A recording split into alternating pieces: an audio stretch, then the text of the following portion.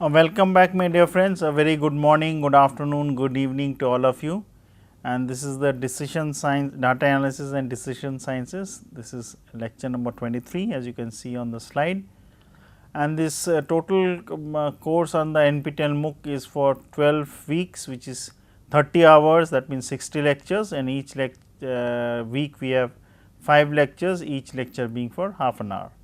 So, as we were discussing, and by the way, I am Raghunandan Sengupta from the IME department, IIT Kanpur. So, if you remember, we were basically discussing the multiple linear regression concepts or the simple linear regression concepts, and I did discuss in details in some, try to give you a feel that how does basically the assumptions hold. And based on the assumptions, I did also mention that given alpha and beta, which are the parameters which you want to estimate, what we will do is that we will basically find out the errors, that is difference between the predicted and the actual value, square them up, add them and differentiate that error with respect to alpha, put it to 0, with respect to beta, put it to 0, and basically solve them to find out the estimated value, which is the hats. And then in the next period, which is the nth plus 1 period, we will try to utilize those hat values, predict for the y hat n plus 1, compare that with the actual value of y n plus 1 and continue doing that. So, say for example, we have the errors for the new time periods n plus 1, n plus 2, n plus 3 till the last term, whatever the number of turns is. And technically, if the errors have been calculated using the actual method, which I give you the exact answers, then the sum of the errors should be 0, because the expected value of the errors are 0, and obviously the variance would be a fixed value, which I mentioned as in the simplest case as 1, and in the next instance if we consider that it will be the sigma square epsilon for suffix epsilon. Now, for our problem which we just did, what we, if we plot the y value, which is the yellow line, actual value, y hat is basically the red line, and the errors, if you remember, I did mention the errors would basically have a mean value of 0 and a variance of sigma square. So, if the errors, if you seen, which is the dark blue one, you will find out the expected value is coming out to be almost along the x axis, hence the errors are basically 0. Now, using this same methodology, same terminology, same concept, we will basically go into the realm of multiple linear regression.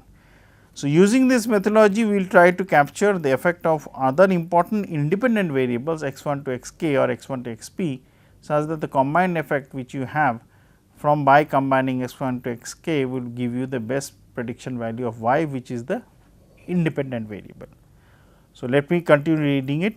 Using this method, we try to capture the effect of other important independent variables x 1, x 2, x 3 till x k that cause movement of the dependent variable y. It is very important to remember that all these independent variables should have the maximum information about the dependent structure of the variable y. So, x 1, x 2 till x k would give you the maximum information, based on which you will basically be able to predict y. Given k independent variables x 1 to x k and one dependent variables y, we predict the value of y as given by y hat. So, basically using we have y, you have different x's, you have the reading number 1 to n, you have the reading number 1 to n for all the x's. Based on that, you find out alpha, which is the fixed value, if it is there. You find out beta 1, beta 2 till beta k, provided there are x k values, and then use this alpha, beta 1 to beta k, all these are with hat values. Then once you find out, they are the estimated values. Using that, you predict for the y hat for the nth plus 1 value, and then compare the error, which is the difference between the actual value of y for the nth plus 1 reading and the predicted value of for y at the nth plus 1 reading. So, we basically we predict the value of y given by y hat or small y using the values of x's. We need to have n such that n is greater than k plus 1. So, I will discuss something about why it is greater than k plus 1 on data points which are there, and the multiple linear regression problem would be stated. So, let me first state the problem and then come to the discussion. So, you will basically have yj or yi, whatever it is, j is equal to 1 to n, and the alpha value we are considering is not there, and the equation is basically beta 1 into x 1 j plus beta 2 into x 2 j plus dot dot till beta k x k j plus epsilon j, where the first suffix below x, which is 1, 2, 3, 4, so on and so forth, are the variable number, and the j is basically the reading number, which is total reading number is n. Now, why n should be greater than k plus 1? Now, if you see this equation, you will find out that you will be able to solve this equation using simple matrix notation. So, let me write it down in the matrix notation format. So, basically what we will have is 1 y, I am writing it little bit spaced, and y I will plug, they will plug in some values, we will understand. It will be basically x into beta plus epsilon. Now, if you see the number of readings, the number of readings for y is n. So, y would be a vector, column vector of size n cross 1. So, I am going to use the size, write the size using different colors. So, the size is n plus 1.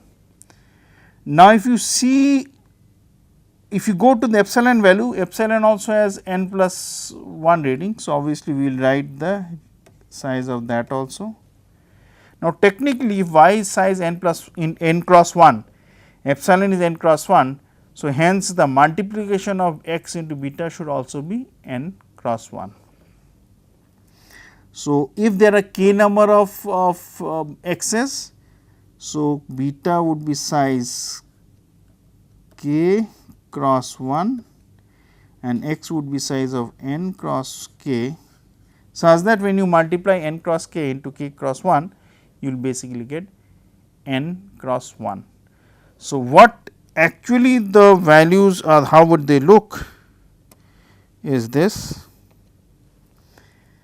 Y would be, I will draw y here, y would look like a vector y1 till yn size n cross 1. So, this thing this value, this basically matches it whatever you are saying. So, this is satisfied. Now, if I come to epsilon on the right hand side, epsilon 1, epsilon n, this basically matches. So, I will try to basically highlight it.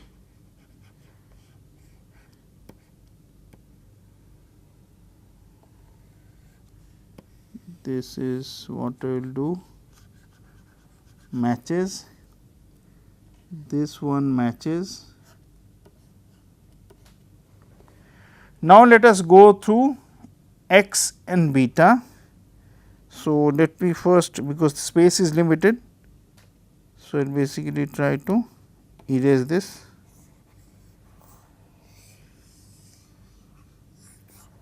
Okay. So, y was there. So, this I should also erase if I want to basically denote beta here. So, this is done. So, let me first basically highlight x. So, x I will draw here. So, hope there is some space. So, x is a matrix which I said is cross n cross k. So, there are n number of rows and k number of columns. So, the first value would be x, I will write the suffixes of the x later on. I am writing only the corner value, so it will, you will understand.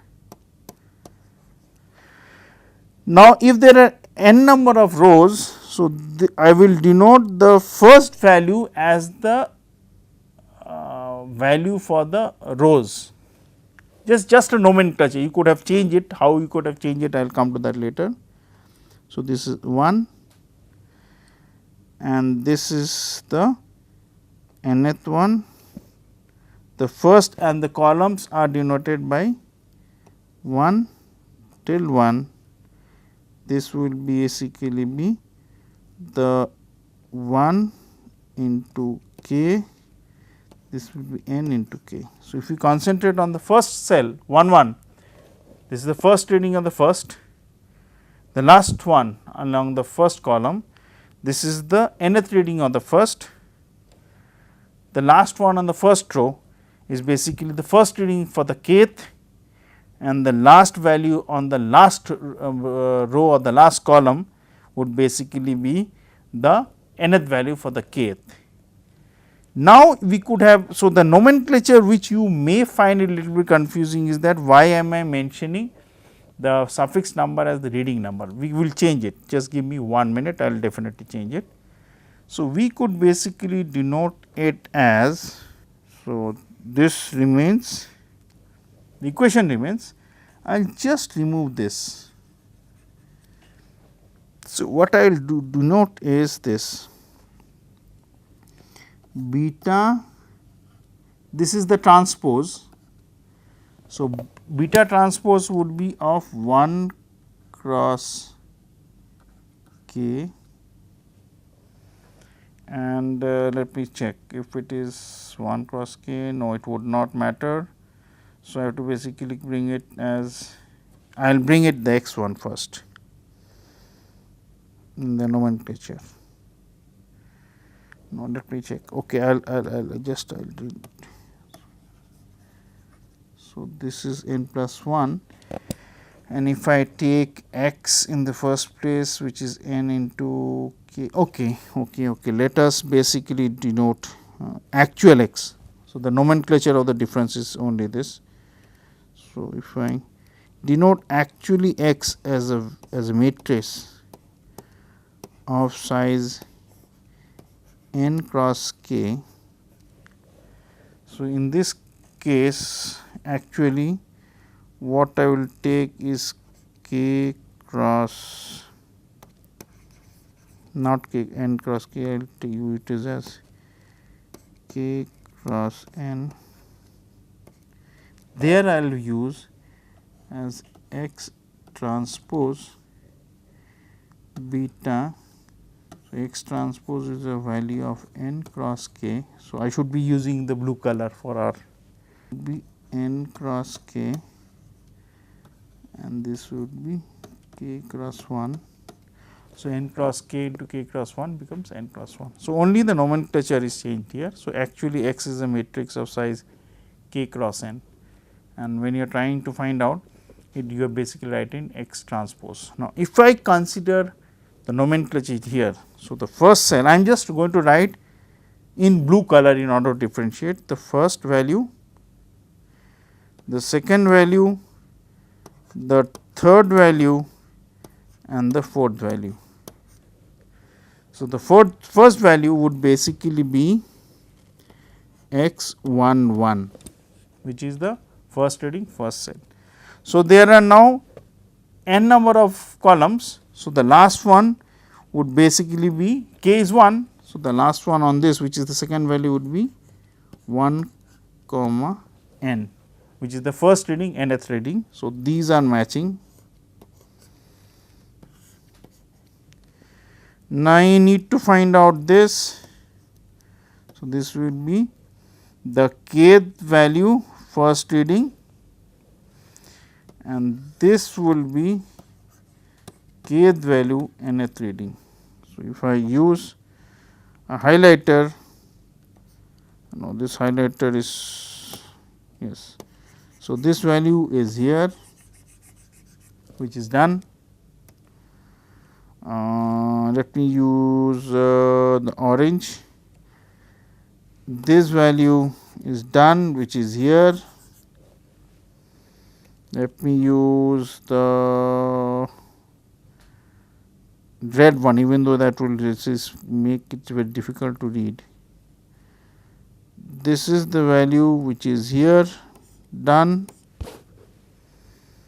and where is the other one? Let me use the light green one. So, this is the value which is done. So, you have basically seen the nomenclature being such.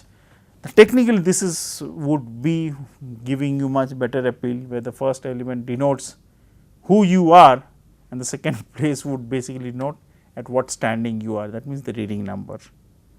So, you can utilize the transpose of that and solve the problems accordingly. Okay. Now, I am coming back to the question why this is important. Now, when you want to basically solve it, so I will remove all these things apart from this equation, this is not required. Let me remove this, everything. Now, what we do? We want to solve them in the actual case, and the errors in the expected values are basically 0. So, when you find out the expected value, these are all vectors, columns, whatever, it is 0. Now, watch here. When I want to basically find out the actual values, average values of betas you want to find out, I need to basically find out the inverse of X transpose, pre-multiply where I am hovering my electronic pen, pre-multiply X transpose with this inverse, hence it becomes an identity. So, it will be beta, and on the left hand also, as we pre-multiply X transpose with this inverse, we will also pre-multiply Y with the inverse of X transpose. So, if you are basically trying to find out the inverse, so obviously in that case the inverse would exist, point 1, and point number 2, if you remember in Gauss-Jordan equations, when you solve, the number of equations and number of variables should be such that the number of equations actually in the best possible case, the number of equations should be exactly equal to the number of variables, such that you have unique answer. In case if you have a set of equation like this, like 2x plus 3y is equal to 14, and consider you have 3x plus 2y is equal to 15. So, you will solve it. So, you will basically eliminate x once, find out x, then put the x value and eliminate and find out y. So, your job is done. So, in this case both the equations are independent of each other, that means one cannot be expressed as a linear combination of the other. Now, consider the equation is like this.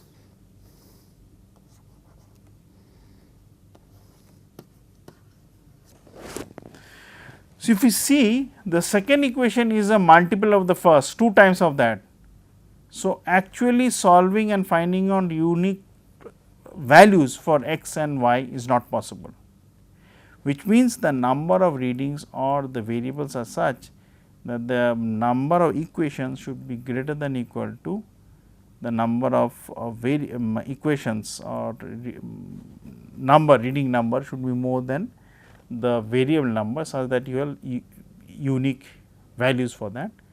And that is why when you are trying to utilize the concept as of the matrices, this should be true, such that the matrices would have an inverse, and you are able to basically transform them and find out the inverse in order to basically solve and find out the unique values of the betas, because betas are the estimate based on which you are trying to do the forecasting or the prediction of the multiple linear regression for the next time period, which is n plus 1, n plus 2, and so on and so forth. So, assumptions. So, if you remember in the first class I did mention the assumptions, I will again repeat it. Maybe at that point of time it was a little bit out of context now, but if you are doing this in the first class, means when we started the multiple linear regression, and this being, and we had just started multiple linear regression, I have just gave a hint of the multiple linear regression and their assumptions. So, I will again repeat it, and this I am sure would make much better sense after conducting almost 2 lectures of half an hour each about simple linear regression and multiple linear regression. So, assumptions are there is no randomness in measuring xi's, the xi's are basically the independent variables. The relationship is linear and not non-linear. So, what we mean by linear non-linear relationship, I am going to come to that. By non-linear equation we mean that at least one derivative of y with respect to betas is a function of at least one of the parameters of the parameters. By parameters we mean by betas. Now, consider why this statement is made. Say for example, if you had when you partially differentiate the equation. So, technically you put it to 0 and when you put it to 0 you find out beta or sorry for using the word b, it is beta. Now, in this case if you had say for example beta square. So, trying to basically differentiate the first time would not give you the answer, because putting it to 0 what obviously would mean the beta term is also already there. So, the partial differentiation for the terms of beta 1, beta 2, beta 3 which you are doing for the first time should be put to 0 in order to help you to find out what are the estimated values of the regression coefficient. So, they would not be any higher powers of betas. It may be x square, it may be x cube, but so long it is linear, it we mean generally like that. What is actually stated by nonlinear, we mean that at least one derivative of y with respect to the beta is still a function of the parameters itself. Now, another thing is that when we are differentiating in this equation, that means we are basically trying to find out the error. So, obviously errors would be the actual value of y minus beta 1 x 1 plus dot dot dot plus beta k x k. So, consider they are and square of that, there are k number of variables.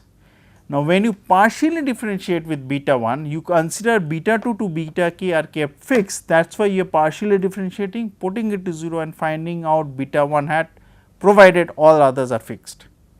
Similarly, when you partially differentiate beta 2, you consider beta 1, beta 3, beta 4 till beta k as constant and find out beta 2. Similarly, continue doing this.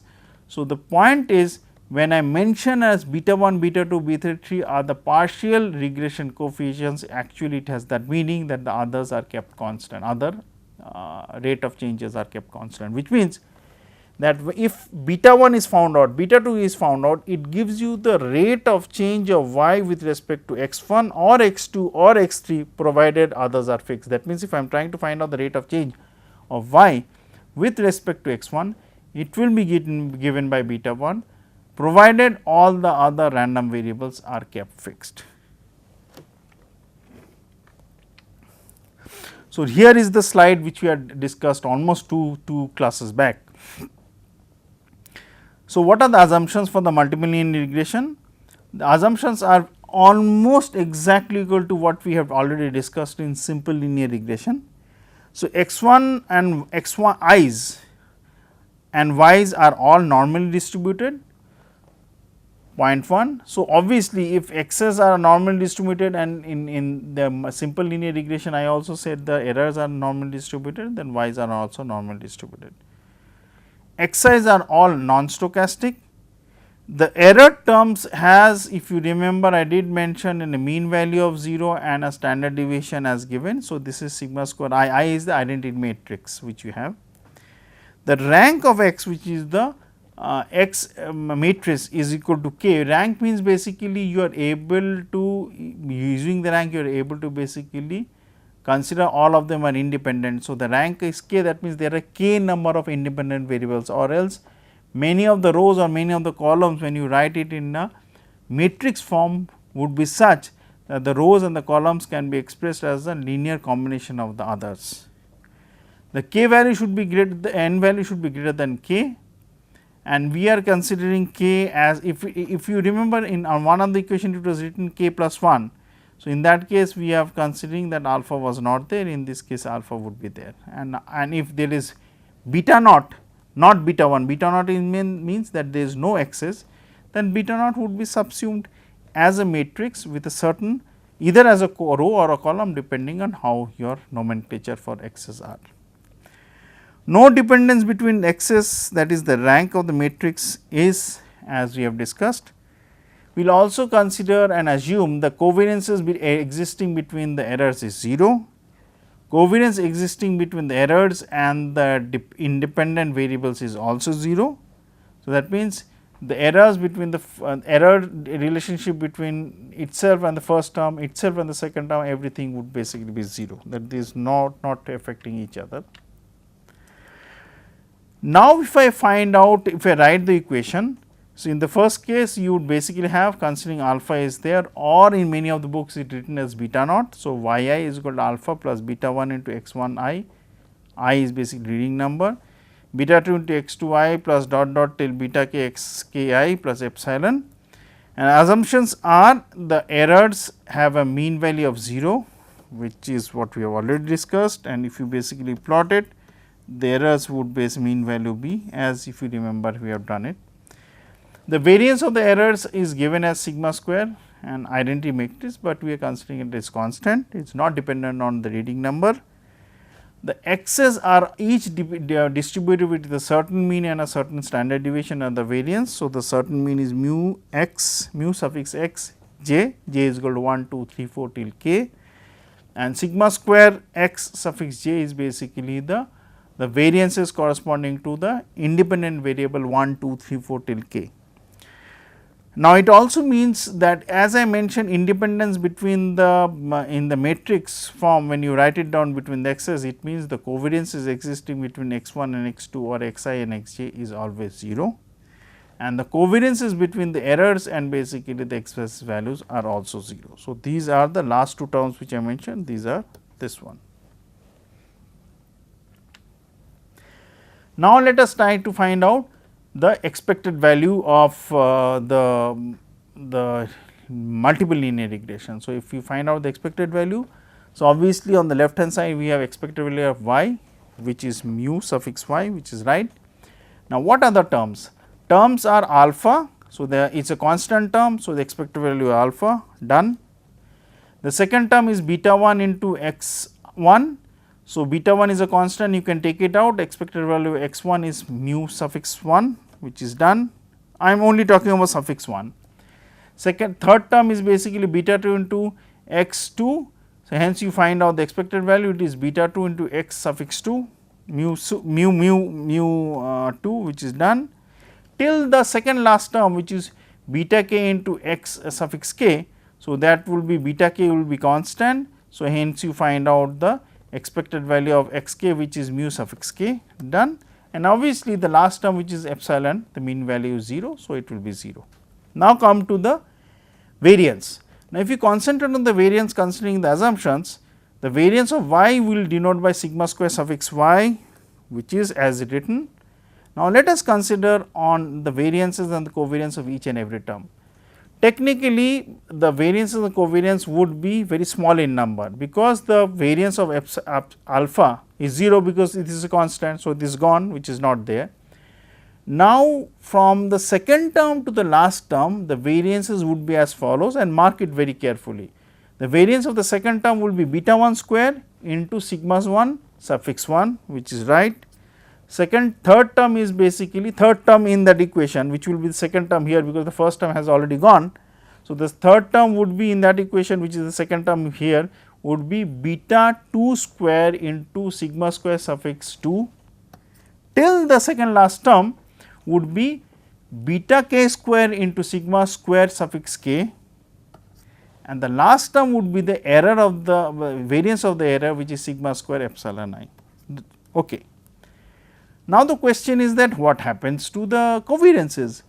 We have assumed the covariances between the x's themselves, they are independent. So, it vanishes. Covariances between the error and the x's are not there, hence it also vanishes, and the covariances existing between the fixed term, which is alpha, and the random variables, obviously that will be 0. So, the covariances existing between alpha x 1, alpha x 2 till the last one alpha x k, and also alpha epsilon, all will be 0. And finally, if I find out sigma I j, basically it will be beta 1 into beta 1, beta 2 or beta I into beta j, sigma square x i's and sigma square x j's, where beta 1 beta 2 are the partial correlation coefficients, and sigma square suffix I and sigma square suffix j's are the corresponding variances of the ith and the jth x values.